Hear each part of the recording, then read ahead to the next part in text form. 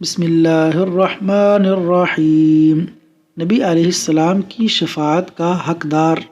رسول اللہ صلی اللہ علیہ وسلم نے فرمایا، ہر نبی کی ایک مقبول دعا ہوتی ہے اور ہر نبی نے وہ دعا جلدی دنیا میں مانگ لی۔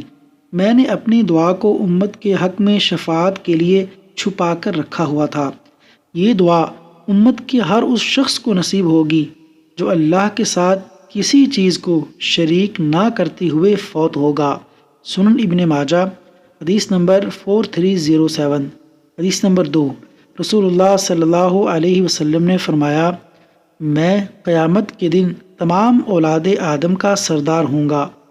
پہلا شخص ہوں گا جس کی قبر کھلے گی، سب سے پہلا شفاعت کرنے والا ہوں گا اور سب سے پہلا ہوں گا جس کی شفاعت قبول ہوگی۔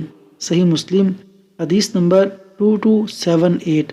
اللہ تبارک و تعالی نبی علیہ السلام کی شفاعت کا حقدار بنائے، آمین یا رب العالمین۔